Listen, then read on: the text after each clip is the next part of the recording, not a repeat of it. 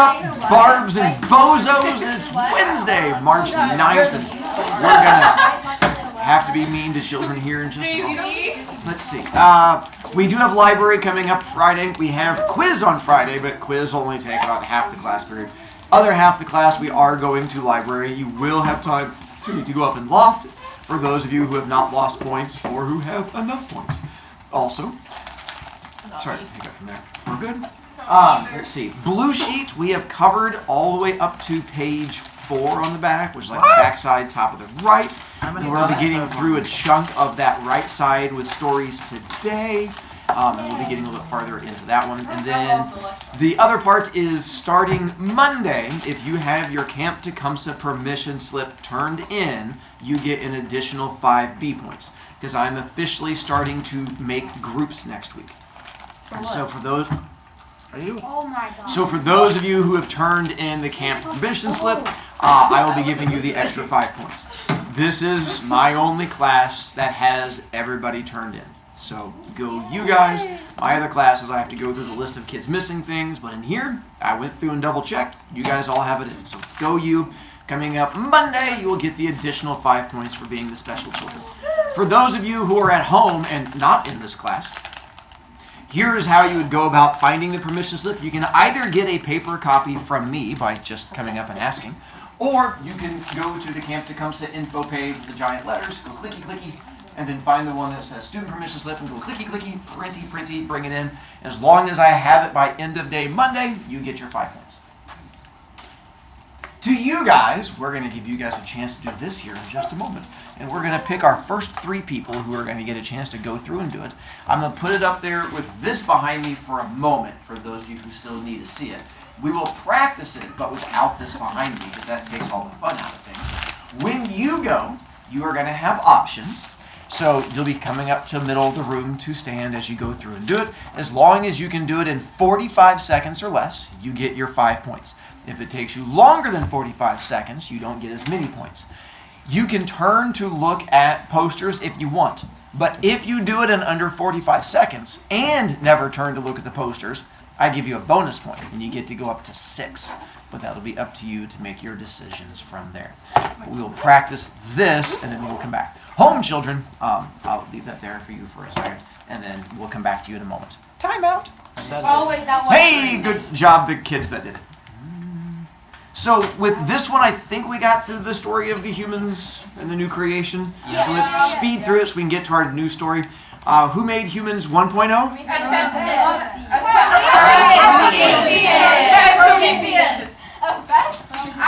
So Humans 1.0 was Prometheus. That's what I said. And then what 2 ingredients did he use? Good So now we get to Humans 2.0. That's right. Epimetheus comes in. And he does not use dirt and water, but he used magic clay. All the animals first. And to make his big kid decision, what does he do? Makes the animals first so he can be skilled when he makes the people. And what is with his magic box? There you go. That's what allows him to go through and create all the different things that are in there. And then we went through and he created a snaky thing. Lizard. And then a lizardy And then an thing. elephant.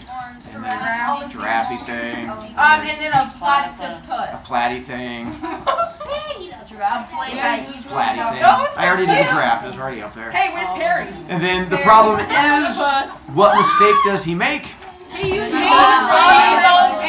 So humans have none of the good stuff, and so because of that, all the animals got the good abilities, humans did not, and so that's why humans have no good fur or nails or teeth and stuff like that. I have good nails. Willie J.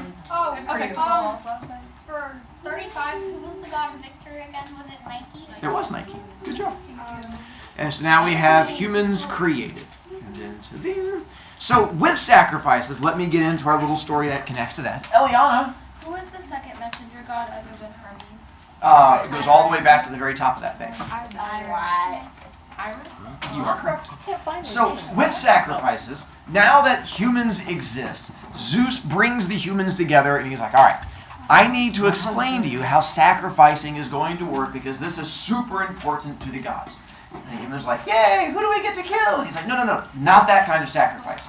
He goes, anytime that you guys get a gift or anytime that you're going to eat a meal, you're going to sacrifice part of that up to the gods. So the only thing you sacrifice to the gods is going to be food, and that is it. You do not sacrifice people. No matter how much they may annoy you, you only sacrifice food. So the idea was you were supposed to pray over whatever the food was. And the humans go, all right, so why are we sacrificing to you? What do humans get out of this? Zeus goes, well, here's how things are going to work. Anytime that you want a favor from the gods, you sacrifice up to us, and then we will hopefully sometimes do favors for you. The idea being is if you're getting ready to enter a swimming competition and you don't want to drown, who would you sacrifice to? Poseidon! So that was the idea. And so you would go then sacrifice up to whoever the particular god is that's going to help you. But Zeus goes, there's a small change, which is anytime you sacrifice to any god, you also have to sacrifice to the king of the gods, whoever that may be, because the king of the gods always gets his own sacrifice. So you would give a sacrifice to Poseidon, and then a small sacrifice to the king of the gods, which would be Zeus. And that's how Zeus manipulates things to make sure he is always getting the most sacrifices. Because every sacrifice, part of it ends up going to him. And so the reason the gods care about this was their form of social media. The more sacrifices a god had, the more popular they were on Mount Olympus, and the more popular you were, the more power you had. So the gods were often thought to come down and do favors for humans to try and get more and more people to sacrifice to them, and then the more power you had, the more bragging rights. It was very similar to how followers work in social media today, where the more people you have following you, the more you get to brag to other people.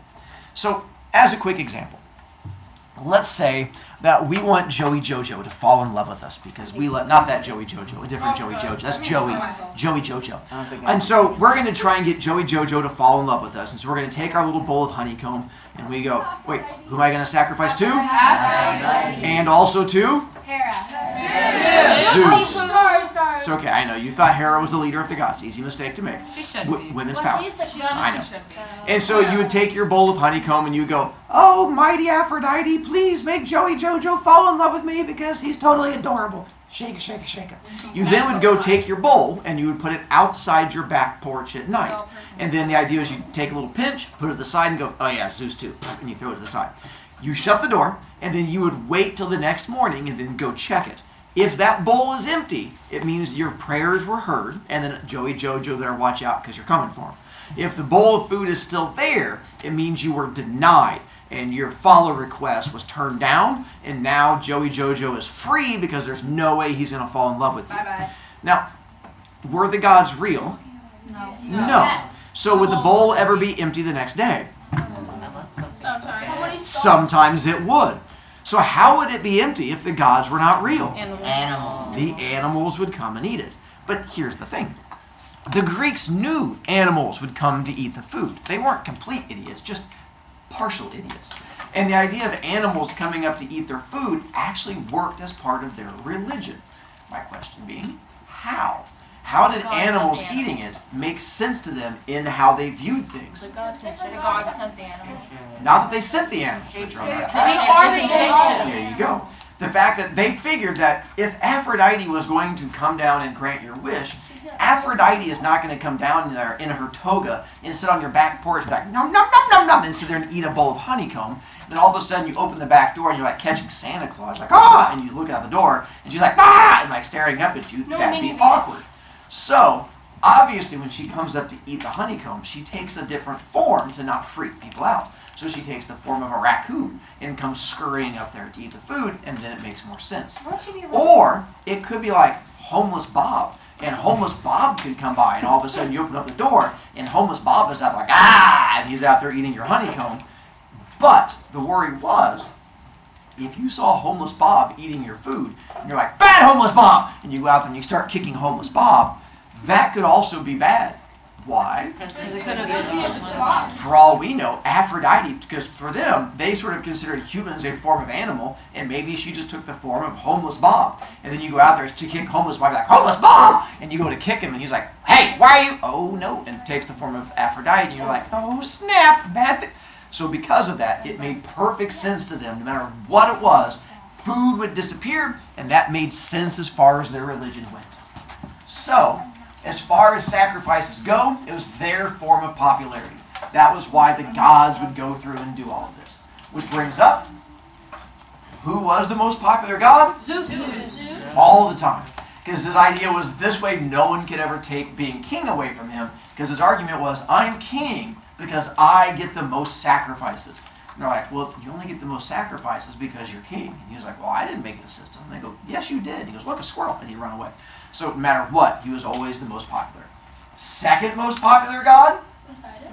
Hera. Aphrodite. It rotated. It depended on what was going on. Like right now, if you are living in Ukraine or Russia, which god do you think is getting the most? There you go. If it's middle of February, who's getting the most? Aphrodite.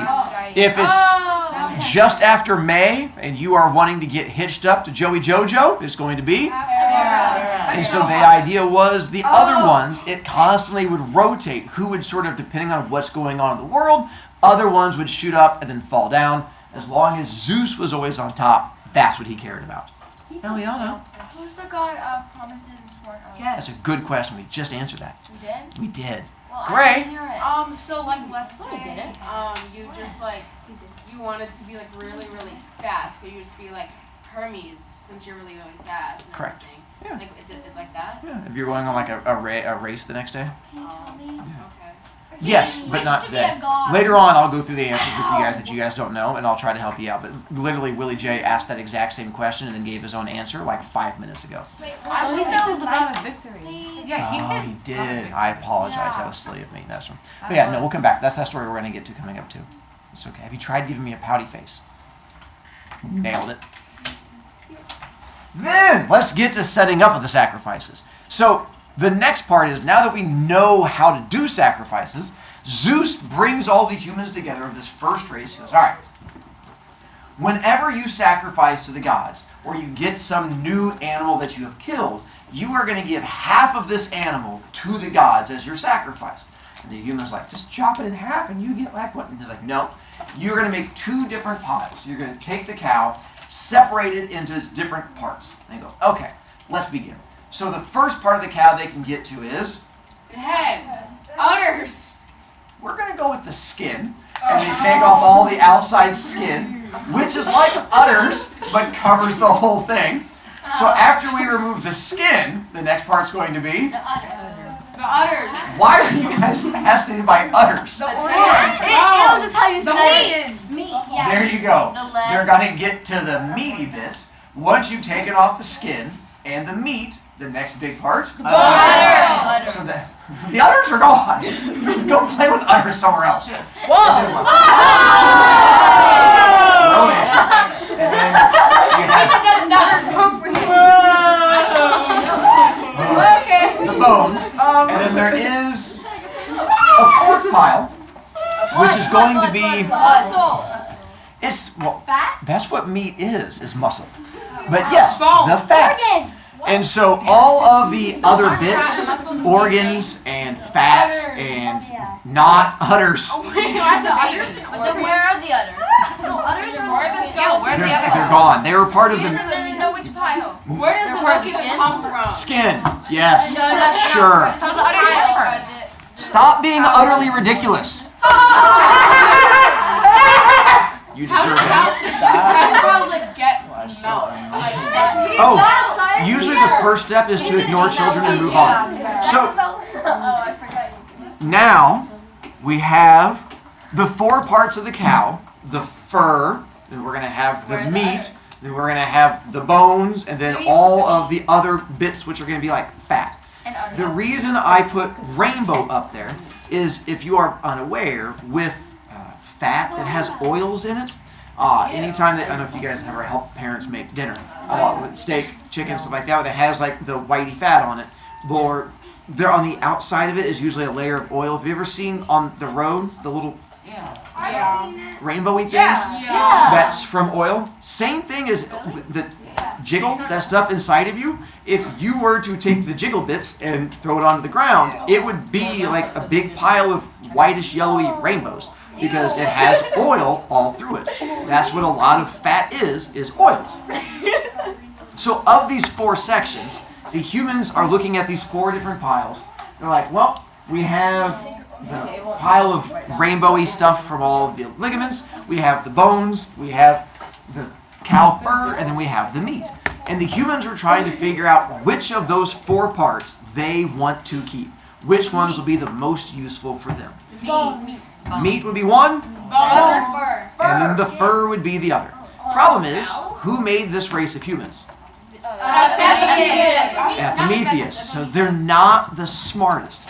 So when this race of humans is looking at the different piles, trying to figure out which ones they're going to try to keep for themselves, the first one to pick up like a big femur of the cow, the big bone, they're walking around like, whoa, look at the bone. You can walk over and just go whack, and they hit their friend like, oh, he hit the ground and went splat. Anyway. Whack! Like they got all excited by the bone, realizing you can use it to hit other people in the head.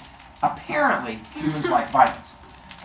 Then they saw the giant pile of gooey rainbow fat, and they thought it was the prettiest thing in the world. And they're like, look at the rainbow fat. It's like goo, but with rainbows on the inside. And you could scoop it up and go splat, and it was like a big rainbow splat. And like, this is the greatest thing in the world.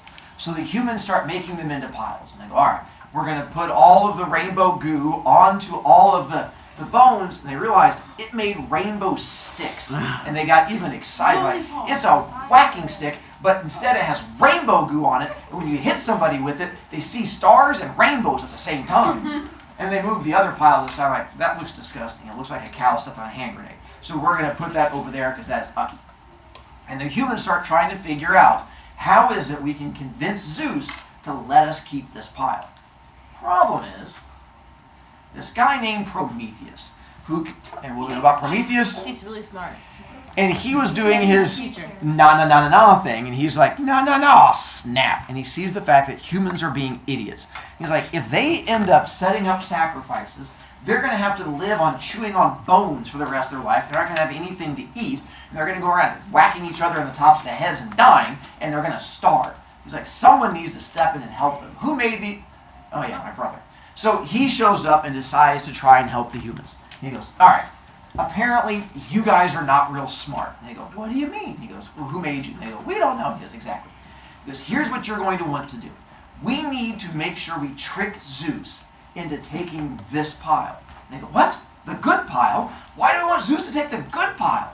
He goes, over here are these things called hamburgers. They're delicious. And also these things called leather coats. And chicks are going to dig leather coats. So you're going to want to have the hamburgers and the leather coats to impress the chicks. But they're like, but the girls like rainbow sticks. Like, no, girls don't want bones covered in fat. And they're like, oh, maybe. So he goes, here's what we're going to do. We're going to make this thing called a rainbow teepee. You're going to take all the bones and you're going to sort of put them together into like a little teepee thing. And then from there, we're going to drizzle all the fat over it. And the humans are like, oh my God, that's the coolest thing ever. It's a giant rainbow teepee. He goes, then we're going to take the other pile and we're going to take the cow, we're going to turn it inside out, and we're going to throw the meat on top of it. They're like, that's disgusting. It looks like a cow stepped on a landmine. He goes, I know. That way we can make sure that he does not choose it. And they go, okay. He goes, whatever you do, you have to make sure that Zeus takes this pile, not this pile. And the human's like, okay, we got it. And Prometheus sneaks out, and Zeus shows up. When Zeus comes in, he's like, all right, have you guys made the 2 piles? I go, yeah. He goes, all right, I'm going to pick which pile the gods keep and which pile you guys get to keep. And the human's like, come on, rainbow sticks, come on, rainbow sticks. And they get all excited, and Zeus blows up, and he goes like, oh, wow, are those rainbow sticks? The human's like, those are rainbow sticks. He goes, those are beautiful, like the god. Is that a cow turned inside out? They're like, it is kind of disgusting. He goes, well, I've made my decision. This pile is beautiful, like the gods. This pile is disgusting, like you. So when I look at this, I want to throw up, like when I look at you. And humans go, that feels like it. And he goes, don't worry about it. And so from now on, anytime you kill an animal and you have to sacrifice to the gods, you're going to give the gods this pile over here of the bones and whatever this cool rainbow stuff is.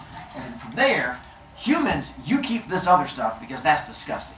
And the humans go, okay, you win. Giggle, giggle. And they pick up all of their hamburgers and they pick up their leather coats. They go running down the hill.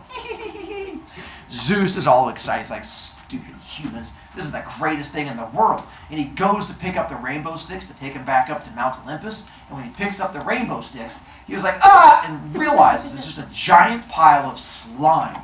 And he gets upset. He's like, God! Humans trick. There's no way humans trick me. They're idiots. Look, that guy over there's licking a tree. He's like, so because the one guy's running out licking a tree. He goes, there's no way humans were smart enough to fool me. There's only one God smart enough and brave enough to fool me. And that would be Prometheus. And so he realizes it was Prometheus that tricked him. So he calls Prometheus up. And he's like, Prometheus, get up here. And Prometheus arrives up there and he goes, hey, did you go behind my back and teach humans how to do sacrificing? And Prometheus goes, yes, but it wasn't my fault. They were being idiots. And Zeus is like, yeah, that's kind of the point. They were made by Epimetheus. He goes, listen, I don't like people going behind my back. If you go behind my back again, I'm going to kill you. Oh. And Prometheus He's a goes, god. you can't kill me. I'm a god. And Zeus goes, is that a challenge? Go behind my back again, and we're going to see which one of us wins all this. And Prometheus goes, fine, I won't go behind your back again, at least until next week. And next week, we're going to find out when he goes behind Zeus's back again, and the bad things are going to happen to him. I do have Band-Aids.